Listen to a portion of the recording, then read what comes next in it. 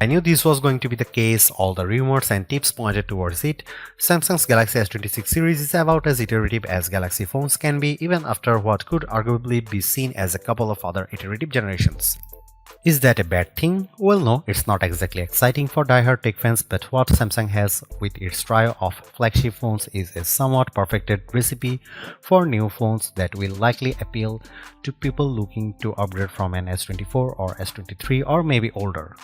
However, there are still some new extra ingredients that mean the Samsung Galaxy S26 Ultra sports a unique feature and a suite of upgrades that make it likely to be one of the most refined flagship phones of the year, and a surefire contender for a high spot on our best phones list. At first glance, you will probably struggle to see much of a difference between the Galaxy S26 Ultra and the Galaxy S25 Ultra. The design is pretty much the same as before, but Samsung has made the edge a little rounder, which makes the slab-like phone sit a bit more comfortably in my hand. It is also a little slimmer than the S25 Ultra, which is appreciated but not exactly noticeable, and that comes as a result of the phone being around half a millimeter taller and wider. While I didn't have my S25 Ultra on my hand for a direct comparison, I'm still sporting my slightly battered iPhone 17. I did think the S26 Ultra just feels that bit more refined, threading the line between comfortable, rounded edges and avoiding the large phone from feeling slippery. The display still comes in at 6.9 inches, which is plenty for anyone, and sports the LTPO 120Hz to 1Hz refresh rate panel. But there is a subtle upgrade here in the Pro Scaler upscaling function the display uses to polish up lower resolution visuals into something that better suits the 3120 by 1440 resolution screen has been improved. The display also supports the MDNI codec, which should mean the screen can show a wider range of colors and render them with more precision.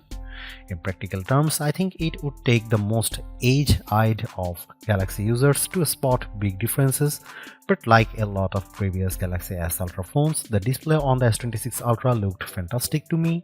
I tend to think Samsung produces the best phone displays. On the phone's color options, things are a little shrug-worthy.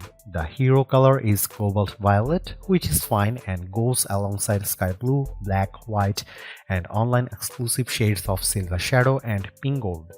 These colors are inoffensive for a large phone, but after the orange iPhone 16 Pro, I do feel Samsung could even pushed the boat out a bit. I'd have loved a punchy green option, maybe British racing green. Look under the hood of the Galaxy S26 Ultra, you will find a 3nm Qualcomm Snapdragon 8 Elite Gen 5 for Galaxy chipset. Naturally, this brings in a performance boost for CPU, GPU and NPU elements of the chip, but there's something here right now to truly write home about. I didn't get to see whether Qualcomm's latest slice of high-end mobile silicon drastically improved gaming on the Galaxy S26 Ultra, but improved NPU performance should mean snappier artificial intelligence features without the need to tap into the cloud. Proper testing and deeper benchmarks will tell the full story, but expect the Galaxy S26 Ultra to rub shoulders with Apple's A19 Pro chip in the iPhone 17 Pro Max and perhaps whatever chip comes loaded into a next-gen iPhone later this year. There is a redesigned vapor chamber which is larger and is 21% more efficient in heat dissipation than before, so that should be a boon to mobile gamers and power users. And that should also help with battery longevity, especially as the S26 Ultra sticks to the 5000 mAh of its predecessor.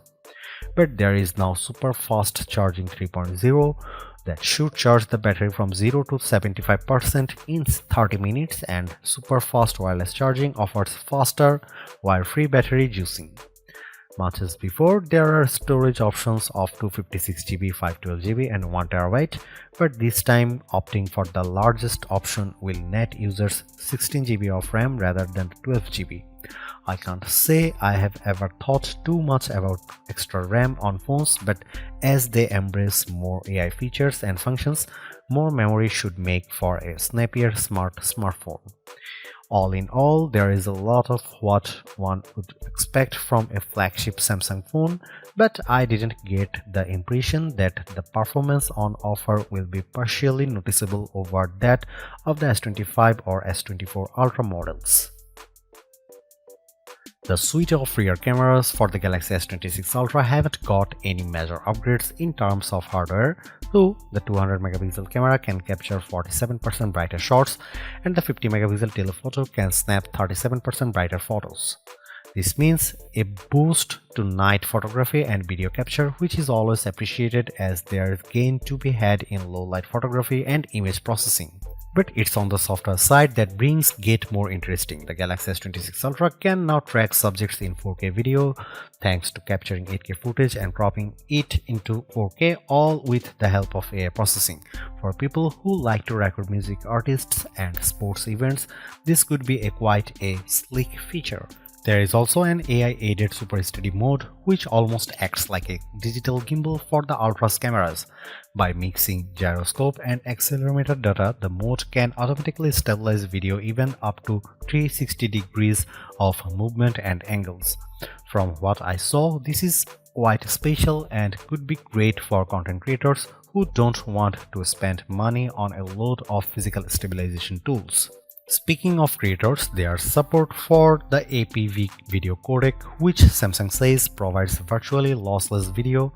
This isn't my area of expertise, but I do think it helps make a flagship phone feel more like a proper tool than just a feature-packed gadget. The front-facing camera still sports a 12 megapixel sensor, but it now has an AI-enhanced image signal processor that should help the camera be more aware of what's in frame and deliver better portrait shots and better skin tones. The latter is interesting as I've always felt Samsung doesn't win on accurate skin tones. All in all, it feels like Samsung is doing a bit of consolidating with its cameras on the S26 Ultra, deeper bedding in AI and software improvements rather than trying to push harder. If that leads to ever more refined photos from a flagship phone that consistently hits the highest spots on our best camera phones list, then I am all of that, but proper testing will see what the S26 Ultra can do.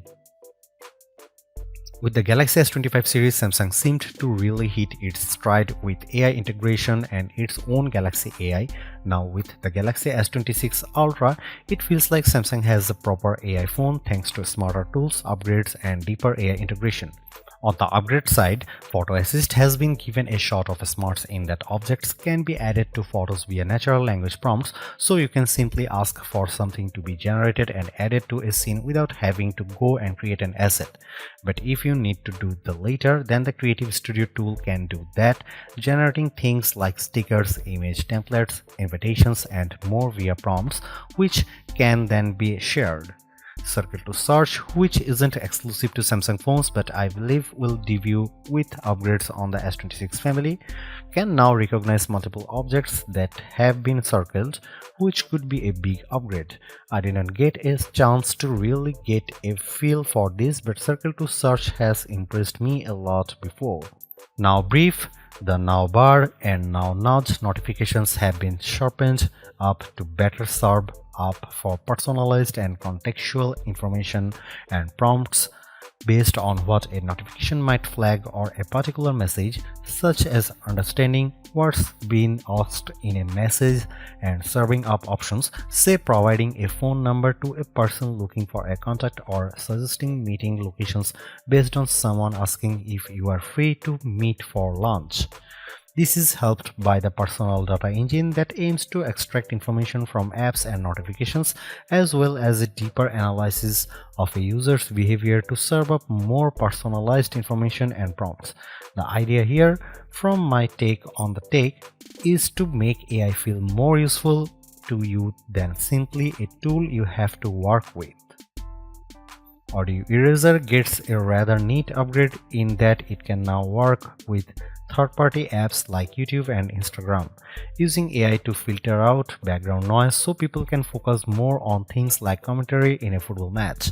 While Google Gemini is the main AI assistant on the S26 Ultra when it comes to asking for general information, Bixby has been made more intelligent with a new large language model underpinning it, with the idea that it will help users get more on their phone without digging through settings.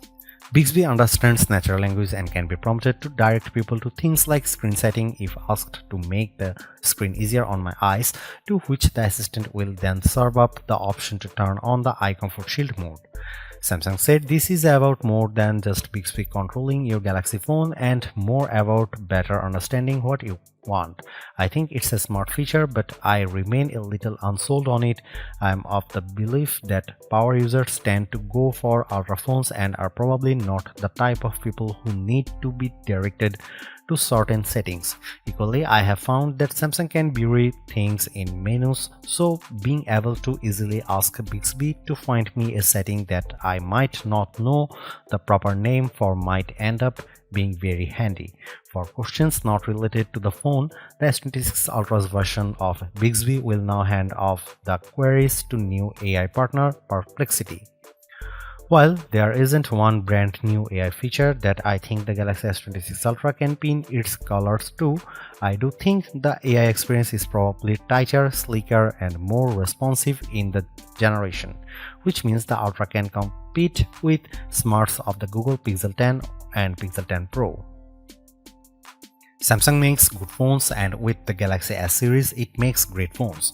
I don't think that has changed with the Galaxy S26 Ultra or its stablemates. It might be the most iterative generation of Galaxy S phones I can think of, but with the Galaxy S26 Ultra, Samsung has taken its best phone and made it just that little bit better. More time and in-depth testing will see if my first impressions are on the money, but in many ways it's hard for Samsung to fail at this point. Better AI integration, camera performance tweaks, more power, and that new privacy display make the Galaxy S26 Ultra a true contender for Phone of the Year.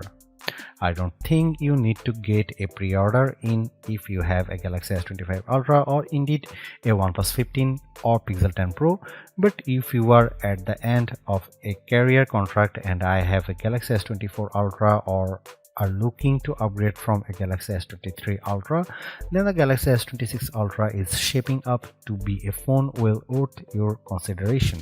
Ultimately, I was left somewhat bored by the Galaxy S26 Ultra as a vehicle for phone innovation, even with a privacy screen that's ripe for copying, but I do have to tip my metaphorical hat to it as being a refined take on an already excellent smartphone formula.